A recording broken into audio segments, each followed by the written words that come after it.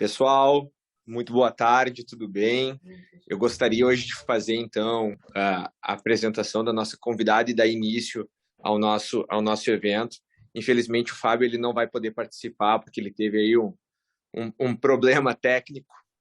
Então, eu gostaria de agradecer em nome dele, em nome de todos, né, em nome do Andrade Maia, a presença de todo mundo que tá junto aqui conosco nesse dia. Ainda mais porque hoje é um dia muito especial, porque a gente vai tratar de um tema muito caro à humanidade, especialmente considerando todo esse contexto que a gente vem vivendo nesses 2 últimos anos, né? É um tema tão especial, que é um dos assuntos mais buscados hoje na Universidade de Harvard para entendimento, né? Hoje a Lua, que é a nossa convidada especial, ela vai falar sobre a felicidade. A Lua, ela é autora do livro infantil Crianças Virtuosas de A a Z. Ela é pós-graduada em psicologia positiva. Ela trabalhou durante muito tempo como coordenadora de responsabilidade social dentro do Grupo Gerdau durante 12 anos. E hoje vem durante todo esse tempo lendo tudo sobre o assunto e tratando a respeito disso. Então, ela vai nos encantar com essa breve exposição.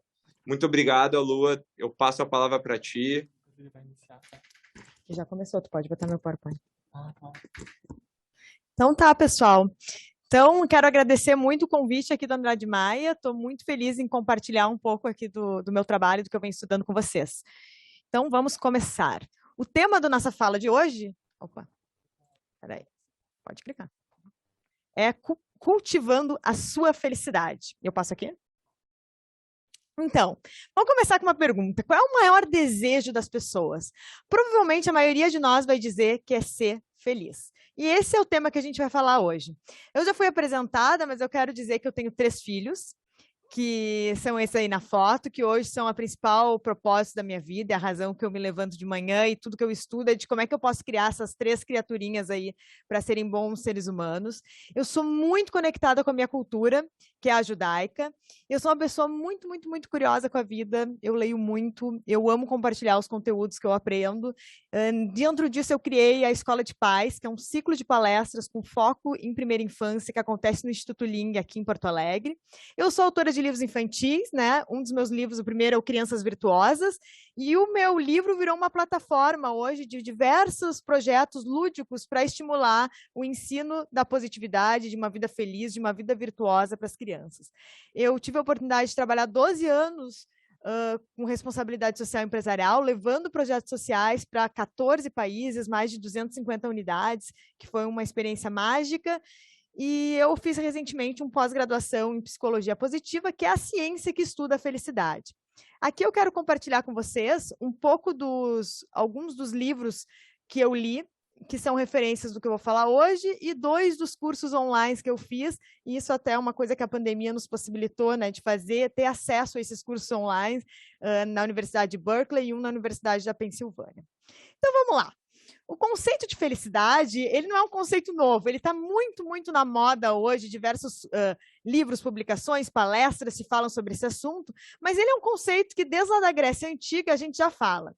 O Aristóteles, no livro dele, Ética de Nicômaco, ele fala da decadência da alta sociedade de Atenas, que era uma sociedade que buscava a felicidade através do prazer, do consumo imediato, das coisas mais fugazes da vida. E ele já dava o caminho de que a verdadeira felicidade, ela é uma felicidade eudaimonia, da eudaimônia, que é uma felicidade que a gente encontra através de uma vida de propósito, é uma felicidade construída, que é cada um de nós ser a nossa melhor versão.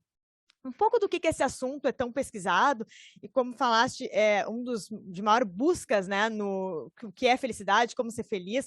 Eu vejo que tem um fenômeno dessa fase das redes sociais, né? Então, nas redes sociais, a gente, mesmo que agora a gente consome experiência, né? E até um tempo atrás a gente, para consumir mais produtos, a gente queria ter uma bolsa para mostrar que a gente pertencia. Hoje a gente também está consumindo a experiência, e as redes sociais a gente está sempre ali querendo mostrar o que a gente comeu, onde a gente foi, e isso dá uma ânsia daquela felicidade que o Bauman, né, que é um filósofo moderno, chamaria de mundo líquido, né? Desse mundo super líquido da gente consumir, a gente ser muito pouco e ter muito mais.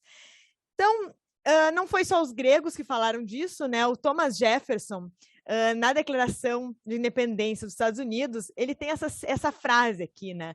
Que ele diz que, considerando que essas verdades são evidentes por si mesmas, que todos os homens são criados iguais, que são dotados por seu Criador com certos direitos inalienáveis, a gente está aqui no Andrade Maia, direitos inalienáveis, que entre eles estão a vida, a liberdade e a busca da felicidade.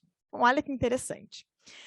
Mas, nos últimos 20 anos, a gente começou a ter um estudo científico do que as pessoas felizes fazem para ser feliz. E essa ciência se chama psicologia positiva. E eles definem isso como um sentimento de bem-estar e satisfação com a vida. A Sonja Lyubomirsky, da Universidade da Califórnia, que é uma das principais pesquisadoras sobre esse tema, ela, dentro de uma pesquisa com gêmeos univitelinos, eles chegam à conclusão de que 50% da nossa felicidade é genética.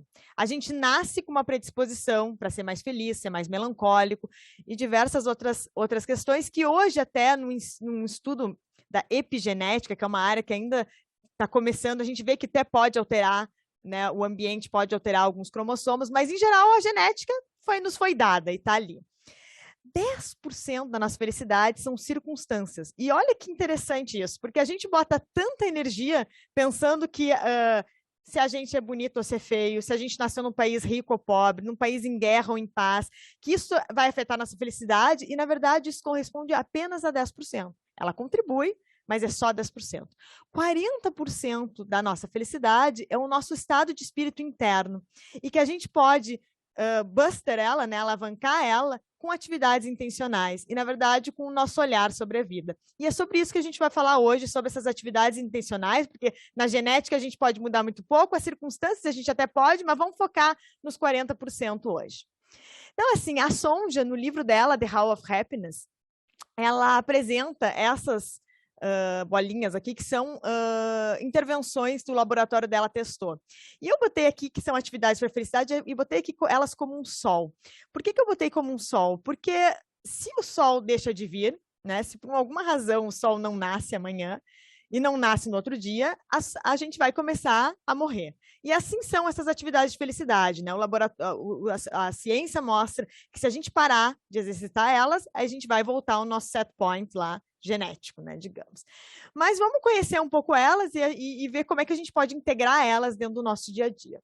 Então, ela divide em alguns grupos. O primeiro grupo é o momento presente. Então, é a gente saber saborear as alegrias da vida. O segundo, aumentar as experiências de flow. Nós vamos voltar nesses pontos. Agora, eu só estou mostrando aqui como um índice, né, da minha fala. O segundo é corpo e alma, que daí entra a espiritualidade, exercício físico, a gente agir como uma pessoa feliz, a meditação. Depois, o pensamento positivo, então cultivar o otimismo, evitar a comparação social e ficar remoendo as coisas, a carta e o diário de gratidão.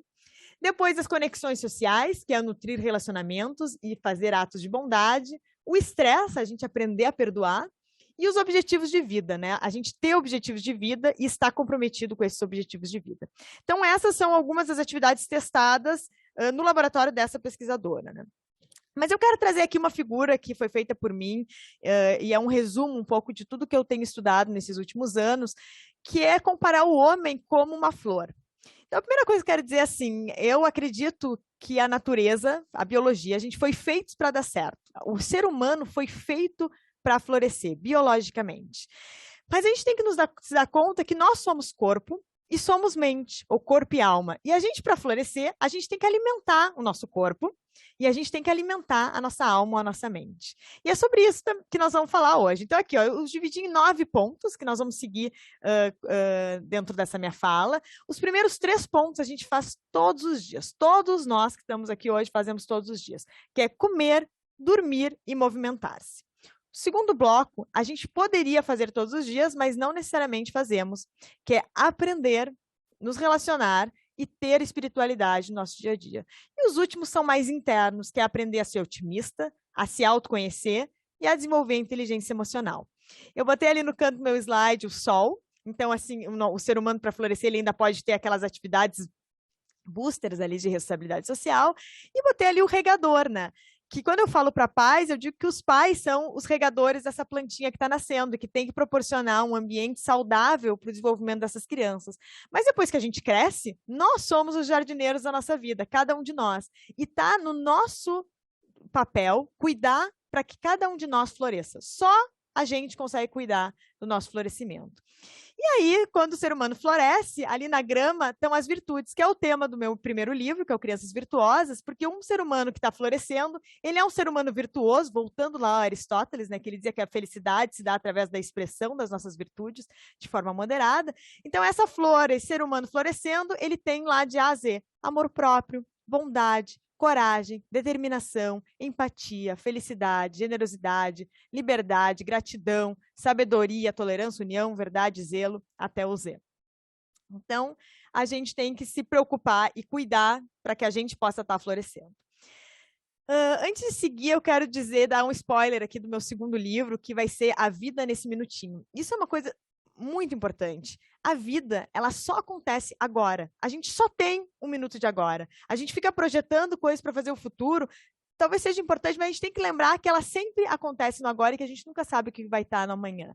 Então, a gente tem que se dedicar ao momento presente. Quando a gente fala de uma vida feliz e o que a ciência tem mostrado, o primeiro ponto é a gente estar presente. A gente está com intencionalidade em tudo que nós fazemos. Está inteiro, no agora. A gente prestar atenção no rosto de quem está ao nosso lado, nos cheiros, nos gostos e nos sons, está aberto para todos esses sentidos. E lembrar que o celular, ele é um grande inimigo disso, né? Hoje em dia a gente vê assim uma sociedade muito medicada, a gente vê assim que tem uma pandemia de ansiedade, depressão, e eu acho que muito disso é a nossa falta de estar por inteiro no momento presente.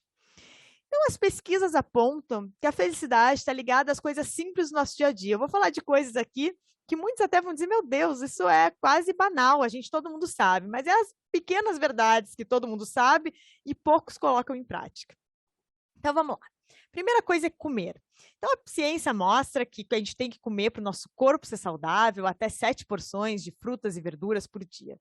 E aqui eu quero botar o ritual, né? Não é só comer, é com quem que a gente come. Com que frequência a gente come com as pessoas que a gente ama? É comer sem televisão, sem celular, acender uma vela, trazer uma flor, não precisa ir numa floricultura, pega uma flor de campo no caminho, botar uma música, fazer pratos temáticos, criar rituais em cima da comida. Todo mundo come, mas uns comem um pacote de batata chips na frente da TV sozinho e outros comem de uma forma ritualística. E aí a gente vai ter uma construção, uma base para a gente gerar felicidade em torno da alimentação. Além de uma alimentação saudável, obviamente. A segunda coisa que a gente faz todos os dias é dormir. Então, pessoal, tempo de sono é uma coisa extremamente importante. Não tem como ser feliz se não dormir bem, se não dormir o suficiente. Então, assim, mais ou menos um adulto tem que dormir de 7,5 horas por dia. Alguns mais, alguns menos, mas essa é a média. E uma criança, 10 horas. Então, quem tem filhos pequenos, a gente tem que garantir que os nossos filhos tenham tempo de sono apropriado. Eles não têm que dormir o mesmo número de horas do que um adulto. E a gente tem que cuidar do nosso tempo de sono. E aí a ideia é trazer rituais também para o tempo de dormir. Então, assim, quem não tem filhos pode escrever. Quem tem filhos faz em conjunto com os filhos. Então, antes de dormir, pensar qual foi o melhor e o pior do meu dia. Fazer uma leitura, estar junto, fazer uma oração, fazer uma meditação, botar ritual em cima do sono, tanto da criança, né, para quem tem filhos, como a gente, com quem não tem filhos, né, no nosso dia a dia. Terceira coisa que a gente faz todos os dias, né? A gente já falou de comer, falou de dormir, e agora a gente vai falar de se movimentar. Então, as pesquisas mostram que a gente tem que se movimentar 30 minutos por dia. E a gente muitas vezes vai para a academia, que não é ruim, é muito bom ir para a academia, mas a academia ela meio que está fora do nosso fluxo. O que o Dan Buettner, que é um pesquisador da área Blue Zones, que são as zonas mais longevas do mundo e as zonas mais felizes do mundo, ele é um cara da National Geographic que se dedicou a isso. O que ele chegou à conclusão? Que as pessoas dessas regiões, elas não iam à academia, mas o movimento estava no dia a dia delas. Então a gente tem que buscar fazer as coisas caminhando, de bicicleta, buscar morar perto do trabalho, a escola dos nossos filhos ser perto, as nossas atividades extracurriculares serem perto onde a gente mora, botar movimento no nosso dia. Porque a academia a gente pode, não estou com vontade de ir e não ir. Mas para o colégio, para o nosso hobby, para o nosso trabalho, a gente vai todos os dias. E a gente conseguir botar movimento nisso, isso é muito bom. E aí é que entra a pesquisa do Dacher, da Universidade de Berkeley, que é do ó. Ó é esse sentimento de admiração e reverência que a gente tem quando a gente está em contato com a natureza. Então, quem tem movimentos junto no ambiente que a gente vive, urbano em geral, né? Mas que ele está na rua, ele tem mais oportunidade de estar em contato com a natureza. Então, o que a gente diz, né? O cérebro humano se desenvolveu ao longo de centenas de milhares de anos em contato íntimo com a natureza. Então, esse sentimento nos faz muito bem. A gente se sente na presença de algo maior. E a gente, às vezes, pensa, a natureza tem que correr no Parque Ibirapuera, no Parcão, algum grande parque. Não, a natureza pode ser olhar para as árvores, para as folhas, para os insetos, olhar para o céu, para as estrelas. Talvez a natureza seja a coisa mais democrática. Só de a gente olhar para o céu e acompanhar as fases da Lua, se sentir que a gente faz parte do mundo natural e biológico, que nós não somos máquinas, né? E, obviamente, a natureza selvagem também é muito importante a gente separar tempo para fazer uma caminhada na floresta, nas montanhas, tomar um banho de cachoeira, banho de mar. Isso alimenta muito, o cérebro humano precisa desse contato com a natureza. Isso é um estimulador para a felicidade. Então, a gente falou de 3 coisas que todo mundo faz todos os dias, e a minha provocação aqui para vocês é dizer como é que vocês podem fazer elas de uma forma mais intencional, para buscar mais positividade, que é comer, dormir e movimentar-se. E agora a gente vai entrar em coisas que a gente não faz todos os dias, mas a gente poderia fazer, e a ideia é despertar vocês para esse sentido. Então, a primeira coisa é aprender. Então, tem todo esse conceito agora de lifelong learning, e o Kalage foi presidente na OMS de envelhecimento. E eles chegaram na pesquisa deles à conclusão de que para a gente ter um bom envelhecimento, que começa aos 32 anos de idade, a gente tem que buscar aprender continuamente. Então, está sempre aprendendo alguma coisa nova, está sempre estimulando o nosso cérebro. Isso faz muito bem para nós. E na família, para quem tem filhos pequenos, estimular o hábito da leitura, a leitura compartilhada, os livros, ele dar esse gostinho, dar esse caminho para os nossos filhos aprenderem a como eles podem estar aprendendo durante toda a vida deles, além de estar sempre próximo. A quinta coisa é relacionamentos. Então, assim, relacionamentos é o queridinho da felicidade. Então, assim, tem até uma pesquisa em Harvard, que foi mais de 70 anos, que buscou pessoas que moravam no subúrbio da região e estudantes de Harvard. Tinha um ex-presidente dos Estados Unidos que fez parte desse estudo, e eles chegaram à conclusão que relacionamentos positivos são o maior determinante para uma vida satisfatória. Voltando ao Dan Buettner nas Zonas Azuis, ele dá uma dica que eu acho bem legal, que ele diz que para te saber se tu tem uma rede de relacionamento boa, tu tem que saber se tu tem 3 pessoas para ligar num dia ruim. E aí, dentro da nossa estrutura de família, né? Hoje em dia, quem tem filhos, a gente acaba botando os filhos dentro de uma rotina tão grande de atividades extracurriculares que sobra muito pouco tempo para o livre brincar, para estar com os amigos e para estar com a família, que é o que a gente mais quer, um pai para o filho, que ele seja feliz. Então, vamos dar tempo para ele formar essas relações e fortalecer essas relações. Então, aqui em relacionamentos ainda, eu tenho esses ciclos aqui de relacionamentos. Eu quero começar pelo primeiro, que é o eu. E quero falar da pesquisa da Kristin Neff, da Universidade do Texas, que é uma pesquisa em autocompaixão. Então, a gente se relaciona ao longo da vida, né, com os nossos afetos, que é família, filhos, os parceiros, que muda pouco, os amigos, que em geral mudam pouco, conhecidos, que mudam um pouco mais, são os vizinhos, colegas de trabalho, parceiros de esportes, mas quem a gente se relaciona durante toda a nossa vida somos com nós mesmos. Então, o que é esse conceito de autocompaixão? É o nosso diálogo interno, que ele costuma ser muito duro. Então, o que ela diz? Que a gente deve falar com a gente como a gente falar com um amigo. Então, falar, em primeiro lugar, com benevolência. Então, imagina que o amigo se meteu lá numa encrenca. Então, se a gente se metesse numa encrenca, a gente ia ficar super crítico, nos criticando, mas como que tu fez isso? Tu deveria ter pensado, feito diferente.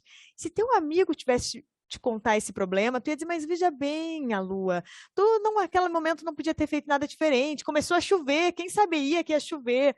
Então, a gente falar conosco com benevolência.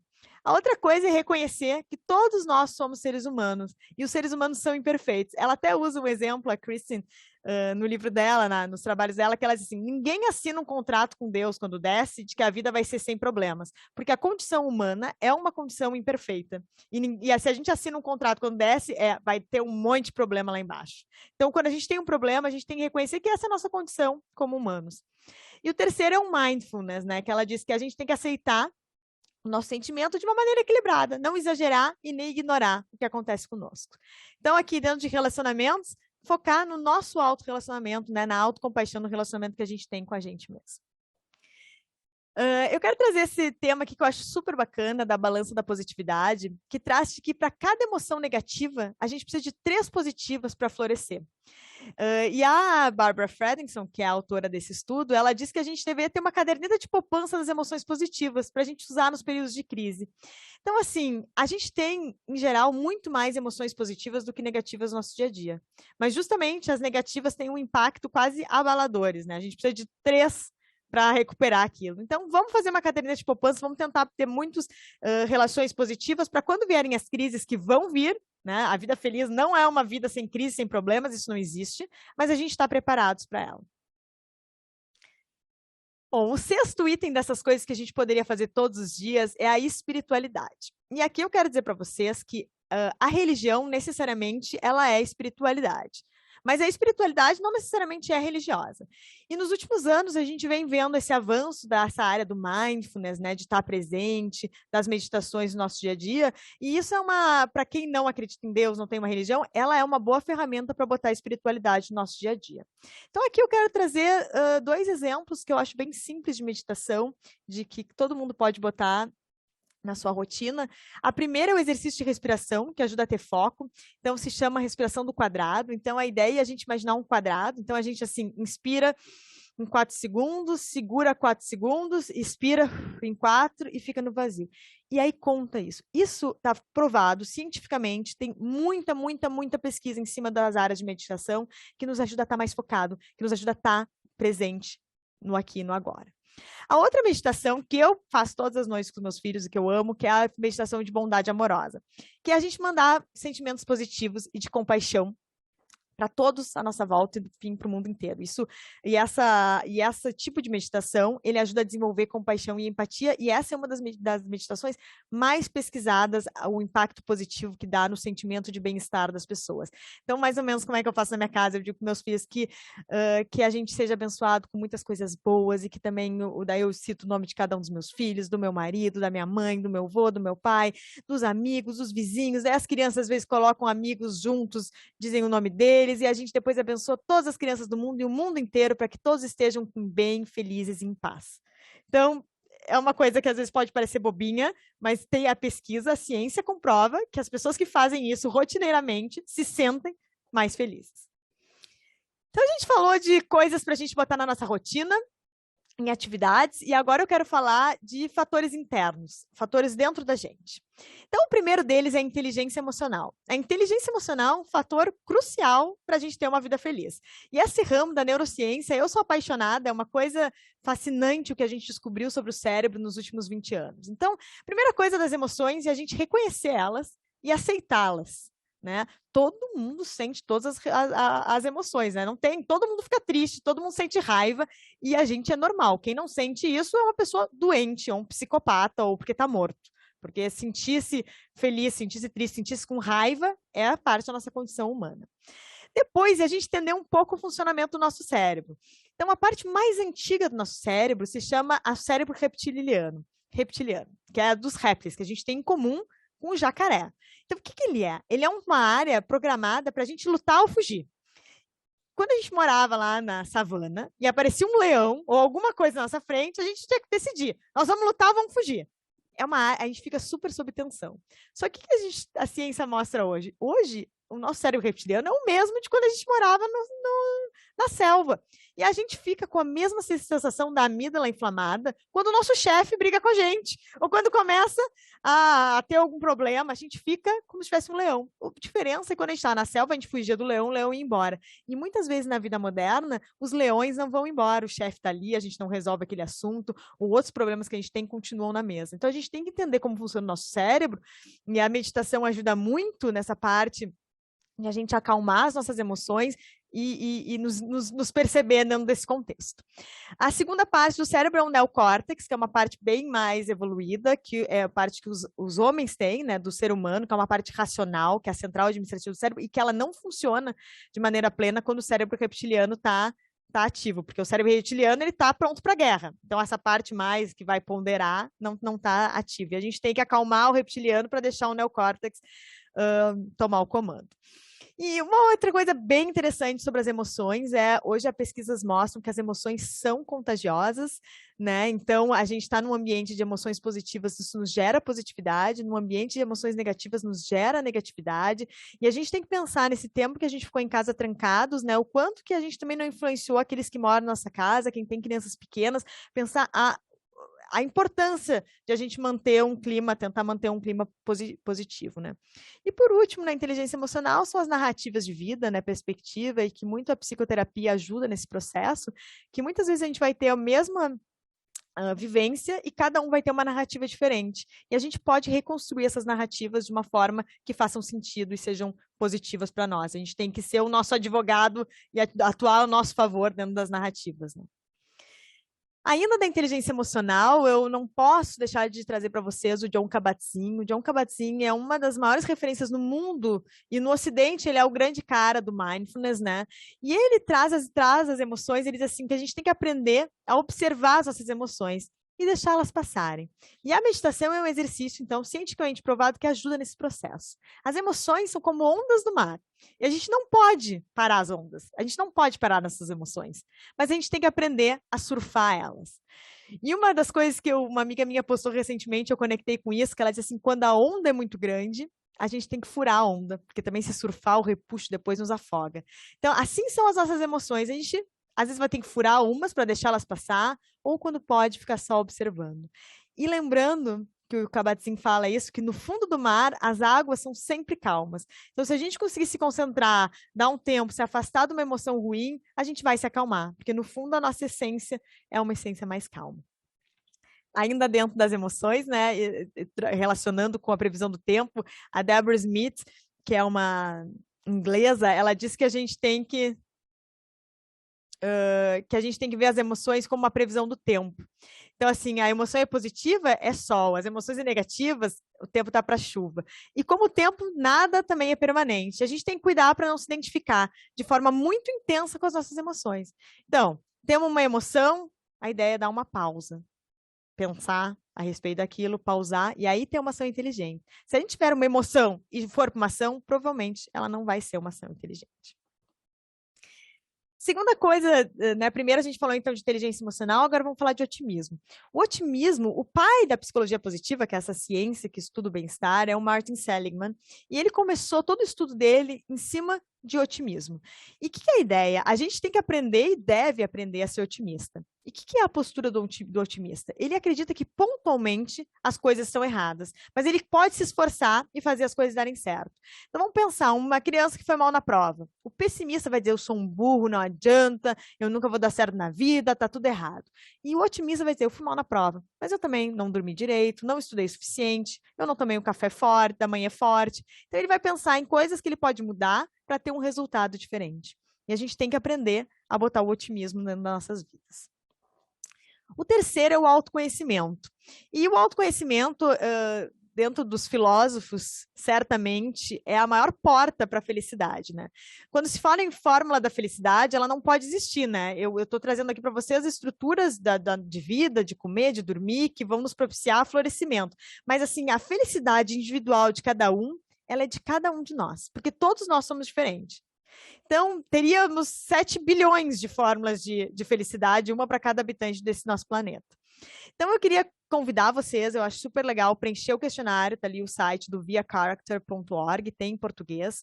O Martin Seligman e o Christopher Peterson, eles fizeram um grande estudo com a população do Oriente e do Ocidente, populações indígenas, populações super afastadas, e eles chegaram a 6 virtudes universais da humanidade. Elas são a sabedoria, a humanidade, a justiça, a moderação, coragem e a transcendência. Embaixo de cada uma delas, eles descobriram 24 forças de caráter, que é a expressão daquela virtude. Então, por exemplo, a humanidade, ela se expressa através da generosidade, do amor e da inteligência emocional. E esse questionário que eles têm, tem vários outros, mas esse é um muito famoso, a gente responde uma série de perguntas e eles nos mandam, é de graça, quais são as nossas forças de assinatura, como eles chamam, né? O que a gente é mais forte? E toda a questão de uma vida feliz é a gente usar os nossos talentos, focar nos nossos talentos. E aqui eu quero trazer a teoria do Gardner, das múltiplas inteligências, né? Que ele mapeia, ele tinha 7, e aí entrou por última a naturalística, vieram 8 tipos de inteligência. Então, ali somos 24 forças de caráter, aqui 8 tipos de inteligência, e cada um de nós tem uma dinâmica especial. Então, a gente tem que se conhecer. A gente tem que saber o que a gente gosta, a gente tem que saber o que a gente é bom, e aí, quando a gente souber isso, a gente tem que usar muito, todos os dias, nas nossas relações, no nosso trabalho. Isso é o que traz uma vida de felicidade. E uma vida de propósito, que a gente já vai ver. Então, só quero dizer assim que quando eu estava no colégio, que nem faz tanto tempo atrás, as inteligências valorizadas era a lógica e matemática e a linguística, né? O resto era hobby quase, né? Ninguém dava bola se ia mal em artes ou se ia mal em educação física. E hoje a gente tem que ter um olhar muito mais ativo para esse tipo de inteligência, porque a humanidade está dividida nesses 8 tipos de inteligência. Então, a gente tem múltiplas inteligências e vamos ter filhos ou nós mesmos com tipos de inteligência que não necessariamente são a lógica, a matemática e a linguística, que eram a mais valorizados até então, e eu acho que nesse mundo pós-moderno que a gente justamente quer pessoas que tenham as outras inteligências afloradas. E isso é uma coisa de muita atenção, claro, para nós individualmente, mas quem tem filhos, né, de a gente conseguir olhar esse leque, que o mundo vai ser muito diferente daqui para frente, e as pessoas, para serem felizes e terem sucesso, elas têm que estar em contato com o seu verdadeiro eu. O flow, o sentimento de flow, que é essa pesquisa do Mihaly, espero não estar sendo muito teórica com vocês, mas o Mihaly, ele morreu recentemente, faz 2 meses, mas ele pesquisou durante 50 anos o que fazia as pessoas entrarem em flow. Flow é aquele sentimento de a gente estar focado, feliz, de perder a noção do tempo. E eles começaram a pesquisa com bips ainda, e hoje em dia eles acompanham milhares de pessoas, mas o bip apertava e dizia, o que tu está fazendo e como que tu está te sentindo. E eles acompanham milhares de pessoas, e o que eles chegaram? Que para a gente entrar em flow, as pessoas, quando estavam entrando em flow, elas estavam usando as suas habilidades de forma muito grande e elas estavam sendo desafiadas. Então, a gente precisa na vida desafios, porque se a gente não tem desafio, a gente fica apático, e a gente precisa desenvolver as nossas habilidades.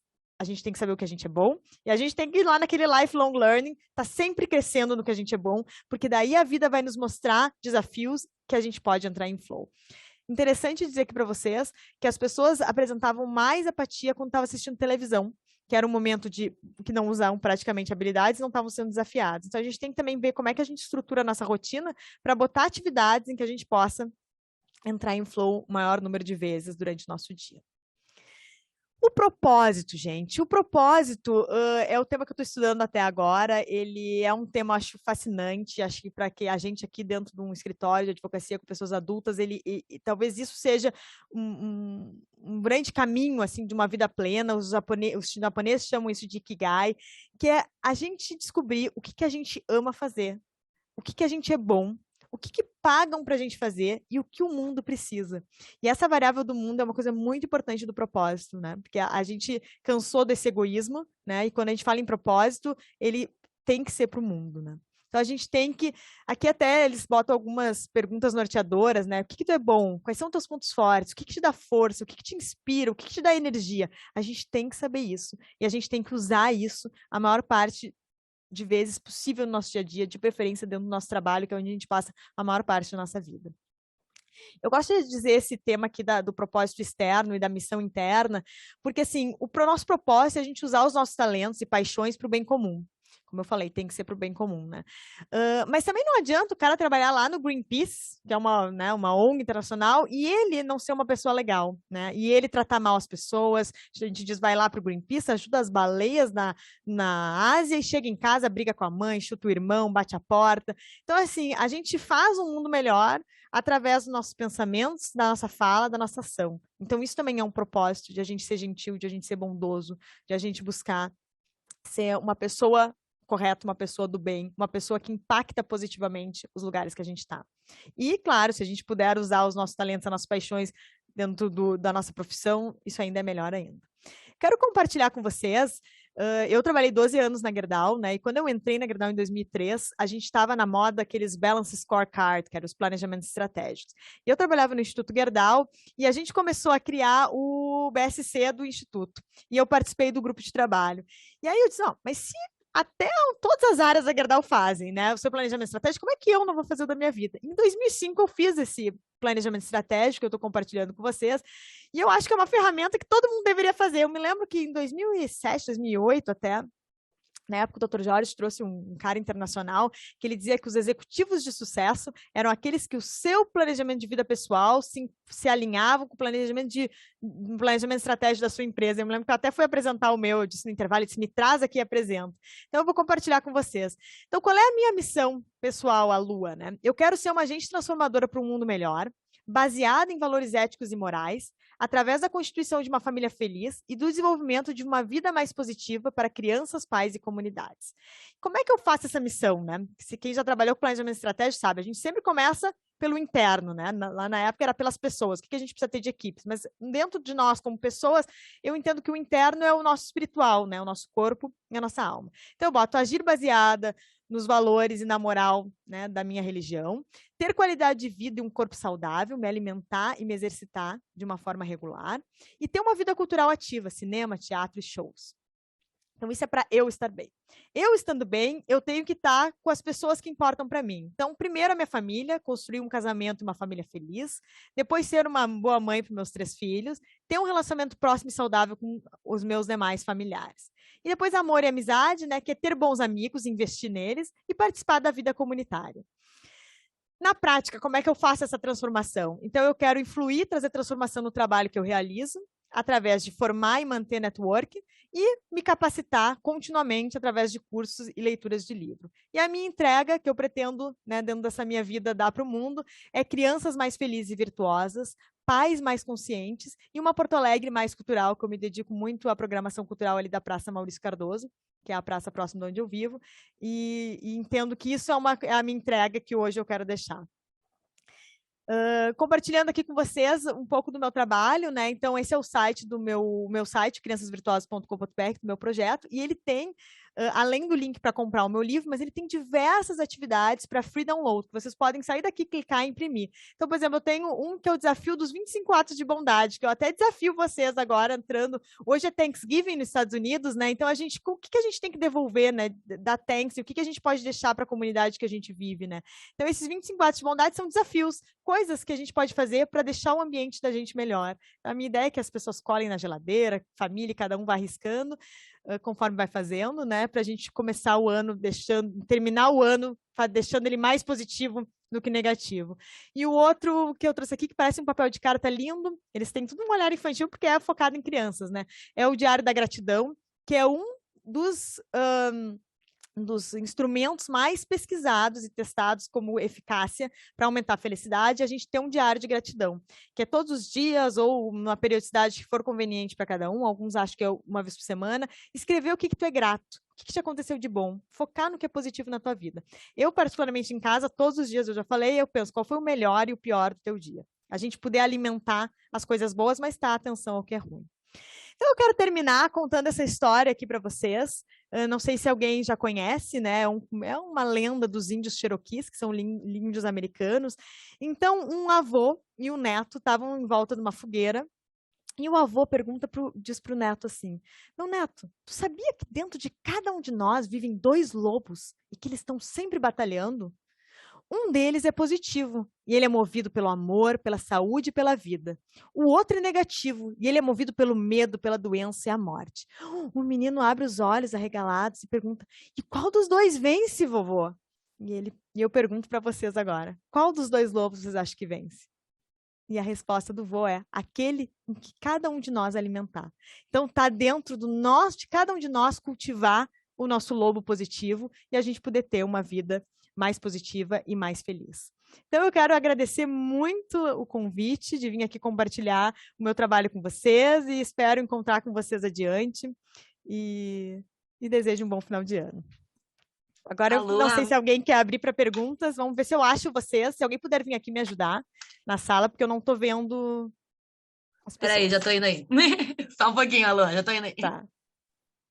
Mas podem ir falando. A Juju tá indo. A Juju tá indo te ajudar. Primeiro, eu queria super te agradecer. Eu acho que foi uma palestra fantástica, assim. Eu concordo em tudo que tu disse. Tem muitas das práticas que eu já coloco na minha vida, assim. E faz muita diferença, assim, desde que eu comecei a meditar, ou o diário que eu vejo da as pessoas. agradecimento. Acho que tem muitas coisas que mudam realmente a nossa vida, assim. E esse era o meu agradecimento. Eu vi que a Maria Carolina queria falar? Não? Tu não? Não, não botei nada para falar, Ah, tá, mas não, eu acho. tinha visto a Ih, tá no mute. Tá no mute. Tá no mute. Eu não tinha posto para falar, mas até já quero aproveitar para dizer que eu tinha visto, Lu, a tua entrevista ali para Débora Tessler no canal dela. Já faz um tempinho, né, essa tua entrevista. Eu achei muito legal, assim, a gente se conhece há bastante tempo, né? Tenho acompanhado aí a tua... Guria, agora que eu te reconheci. Eu não tinha te reconhecido. Pela Tudo voz, bom? pela voz. Minha Pela voz voz é... rouca. E estou acompanhando a tua trajetória, acho fantástica. Fiz questão, quando eu vi assim, a chamada da palestra hoje, né? Eu até comentei ali no grupo dos sócios que eu achava que ia ser fantástico e que estavam de parabéns em terem feito esse convite para ti, e foi fantástica mesmo. Alguém mais quer fazer alguma pergunta, falar algum comentário? Eu vou pedir licença. Eu acho que eu estou Não. aqui, eu estou falando de Brasília. Meu nome é Seja bem-vinda. Silvia. Eu vejo que eu estou aqui, acho que talvez as pessoas estejam. Quem é essa pessoa? Porque eu vejo que vocês todos são aí do escritório Andrade Maia, então faço questão de me apresentar. Meu nome é Silvia Seabra de Carvalho, eu sou advogada. Meu contato aqui, eu sou amiga da esposa do Dr. Fábio, do Binho, né? Como vocês conhecem, sou amiga de infância de Paula Rosito. Sou nascida em Porto Alegre, mas moro em Brasília há muito tempo. E hoje eu sou advogada na Rede Sara de Hospitais de Reabilitação, não sei se todos vocês conhecem, sou assessora jurídica aqui em Brasília. E recebi este e-mail aqui no spam, no meu e-mail particular, e aproveitei aqui o momento de descanso para assistir a palestra e faço questão, então, de abrir aqui o áudio e o vídeo para parabenizar a Lua. Achei fantástica a sua trajetória, eu tenho amigos, família em Porto Alegre e achei sensacional o seu trabalho, sua proposta de profissional e proposta de vida. Certamente eu vou fazer propaganda, passar adiante aqui nos meus contatos. Obrigada aí a todos, desculpa aí estar atrapalhando aí o métier de Silvia, vocês. é um convite mesmo. Nós temos a galera do AM aqui, mas Porque tem eu vi que é convidados de pequenininho. fora também. É, Temos convidados de pequenininho, fora. eu só vi Andrade Maia, eu falei, ai meu Deus, as pessoas, aí depois que eu entrei, eu falei, não vou sair porque o assunto é bacana. Não, eu sou não da quis. comunicação, eu adoro ver nomes diferentes aqui com a gente, porque é um espaço mesmo de networking, de conversa, alguns eventos são fechados, alguns são abertos, então sinta-se muito bem-vinda, pode vir em todos os próximos, nos tira do spam. Vou tirar. E pode participar sempre que receber os nossos convites. Tá, joia. Eu vou pedir licença para me retirar, parabenizar a todos, desejar aí um bom ano para todos vocês. Obrigada. Eu nem tenho filhos e comprei o livro das crianças virtuosas, porque eu achei tão legal a ideia que eu comprei o livro mesmo sem ter filhos, né? Eu ganhei um, fiquei super feliz também. Vou usar com meus afilhados, meus sobrinhos, meus... Boa. Mas a Lu, assim, maravilhoso, assim, teu propósito, teu alto astral, o quanto tu leva felicidade na tua vida, porque ela chegou aqui, a gente tava super nervoso com tempestade, com não sei o quê, mexendo um monte de coisa, e ela trouxe uma tranquilidade pra gente aqui.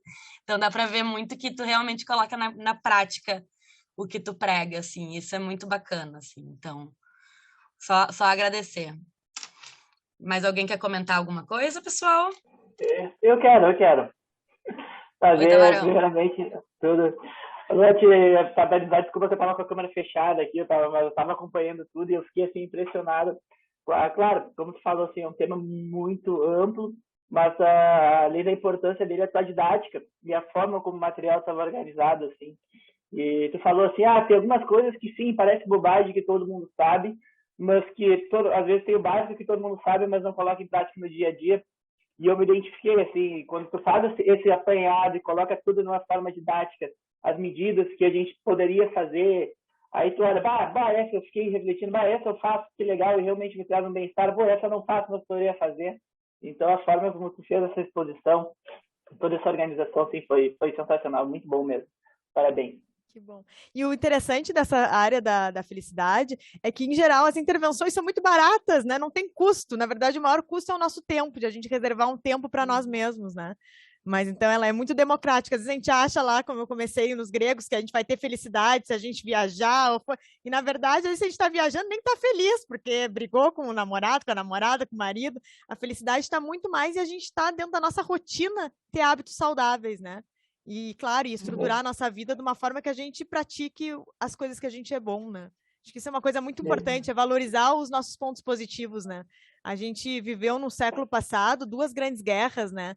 Que foi a Primeira e a Segunda Guerra, a gente ficou com um viés muito negativo, né, do humano, a psicologia sempre estudou a doença, a depressão, e a gente, mesmo agora vindo de uma pandemia, mas eu acho que o movimento que a gente está é como é que a gente pode olhar mais o positivo, né, nós nunca passamos tanto tempo sem guerras, né, mundiais, e eu acho que deu espaço de a gente pesquisar esses temas e a gente conseguir botar isso no nosso dia a dia. Hoje a gente tem muitos recursos, né, financeiros e diversos, e a gente, é a nossa postura de dizer, eu vou colocar, eu vou ser o chefe da minha vida, eu sou o jardineiro da minha vida, porque se ninguém for, olha, daí o jardim fica feio.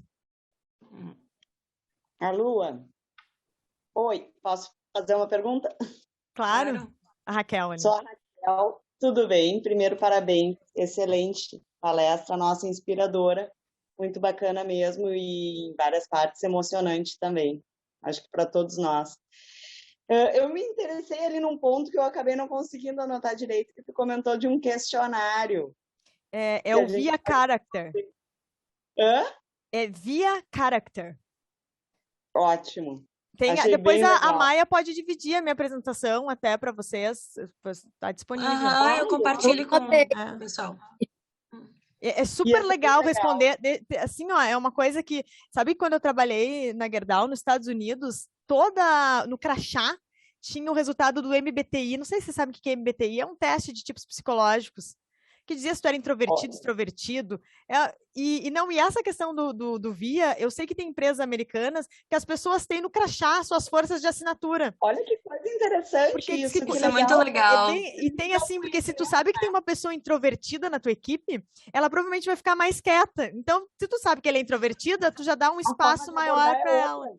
Então, claro, um olhar diferente. Bem... Legal. E tinha no crachá já, daí tu já sabia como é que era o perfil. Isso é uma coisa bem interessante.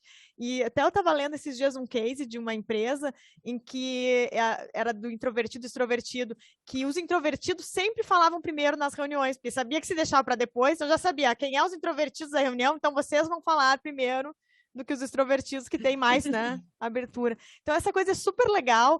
Porque nesse questionário, quando eu respondi, a minha força de assinatura é amor e reverência à natureza, admiração pelas belezas da natureza. E eu disse, meu Deus, isso sou eu. E daí eu me dei conta que é meu mesmo. Eu sou que vou para o museu e choro.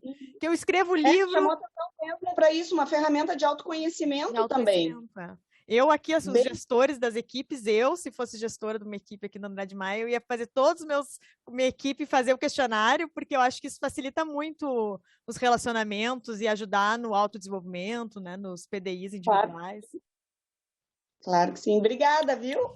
Estou aqui dando a sugestão ainda. A Lua...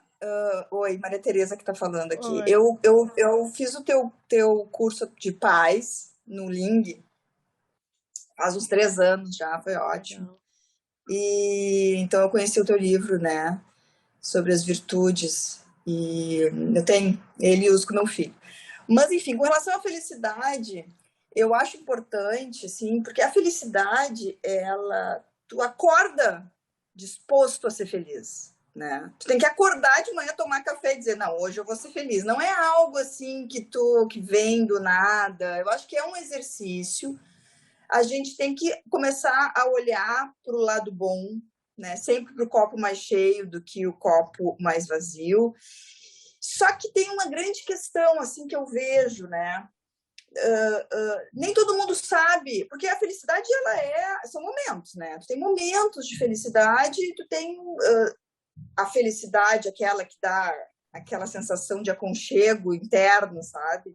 Só que as pessoas, eu vejo às vezes que elas não sabem muito o que faz feliz realmente, né? E então fica assim, eu sei porque eu faço essa pergunta, né? Eu sou uma gestora, eu faço entrevistas e há muito tempo já, quando eu faço entrevista com alguém, candidato que for, eu pergunto, o que te faz feliz? E às vezes as pessoas não sabem dizer. Elas ficam pensando, elas acham uma pergunta difícil, veja bem, né? Então, vai muito da necessidade de isso ser trabalhado, da pessoa parar, pensar, analisar o que me faz feliz. Eu acho isso super importante. Parece que é super fácil, né? Porque a felicidade é a melhor coisa do mundo, ser feliz. Mas não é. A gente tem que saber, a gente tem que perseguir. Então, eu vejo muito também. Achei muito interessante aquilo que tu colocasse sobre pessoas que são mais felizes que outras por natureza, assim. Isso é super interessante. E isso deveria ser tratado, visto desde pequeno, para que aquelas pessoas que já tendem à melancolia, né, tendem a ser um pouco mais blue, assim, trabalhar e conseguir desenvolver exatamente essa questão do crachá que tu está falando também, tratar cada pessoa como precisa ser tratada para o seu desenvolvimento, né? Enfim, na realidade eu só queria falar um pouco disso, eu acho importante, né, a gente ter essa noção de que a gente tem que buscar.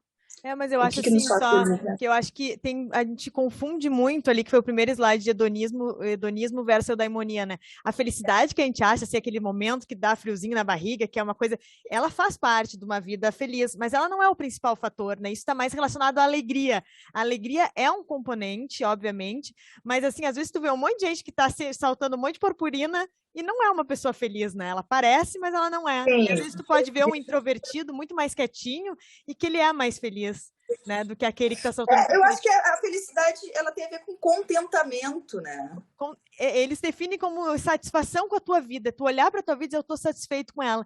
E uma coisa super importante que tu falou, que é como é que a gente ensina, né? É uma área que eu estou me dedicando um pouco agora, muito do meu site, é dar recursos para que professores usem. Agora a Rede Marista até está me chamando aqui no Rio Grande do Sul, numa escola, de como é que a gente pode ensinar os nossos filhos que a felicidade pode ser aprendida, as ferramentas são aprendidas, como é que a gente ensina isso? A inteligência emocional, por exemplo, nos Estados Unidos é uma coisa que vem até por todo o burnout da sociedade americana como um todo, mas é uma questão que está entrando numa cadeira, vira cadeira dentro da escola, né? A gente aprender a lidar com as nossas emoções, porque às vezes a gente sai do colégio sabendo fórmula de Bhaskara, a gente não sabe nem controlar a nossa raiva, né? E às vezes é muito mais, isso aí é bem interessante nas bibliografias assim, sobre felicidade, a gente vê que a inteligência emocional é muito mais determinante para a satisfação e até sucesso profissional do que o QI, que é a inteligência intelectual. Sim, então, sim. A inteligência emocional é uma coisa que a gente tem que dar muito mais atenção às vezes, do que a intelectual. E a gente é uma sociedade que se focou muito na inteligência intelectual. Aqui no Brasil tem o Enem, mas nos Estados Unidos tem o SAT. É muito anota, e não necessariamente os alunos que vão mais altos vão ser os que vão ter mais sucesso na sua trajetória profissional, inclusive, né? Não só a satisfação, como o sucesso. Então, acho que essa educação, tu que tem filhos pequenos, isso é uma coisa muito importante. A gente tem que educar os nossos filhos para a inteligência emocional, para ter ferramentas de felicidade, tem que fazer meditação, tem que fazer oração, né? Achar os seus caminhos para botar esses hábitos positivos dentro das rotinas das nossas famílias, né? Eu achei muito legal isso que tu vinculaste aí com a religião, porque eu sempre faz tempo assim que eu percebo que as pessoas que têm uma religiosidade, elas são mais felizes mesmo, sabe? Parece que elas têm um contentamento maior, parece que elas têm até uma resiliência maior, eu acho, talvez, né? E acho que a resiliência também acaba sendo parte, né, dessa nossa felicidade, que é isso, né? É a gente passar pelos momentos difíceis e, bom, né, a vida segue, né? Então, acho isso muito legal. Acho aprender das dificuldades, né?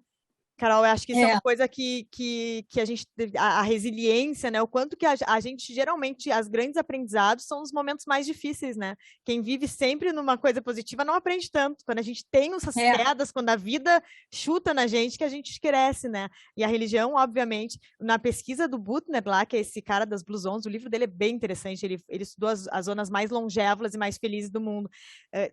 Tem lá uma região dos Estados Unidos, agora, uma cidade na Califórnia, eles chegam a viver 7 anos mais. Eles estimam que pessoas que praticam religiões com uma frequência de uma vez por semana chegam a ter 7 anos mais de vida.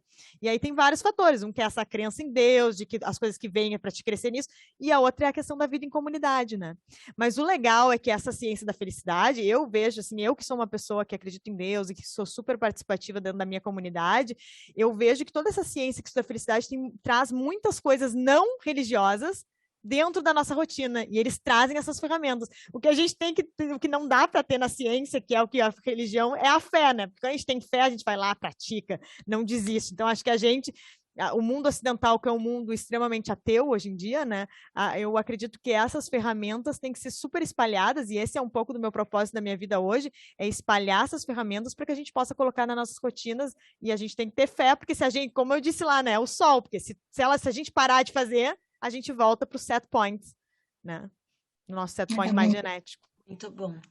Gente, a gente já está estourando aqui de tempo, apesar de que a gente poderia ficar horas conversando aqui sobre felicidade. Eu acho que é um tema super bacana. Tu trouxe muitas referências. Até tu falou assim, tá meio muito teórico. Eu falei, eu adoro, assim.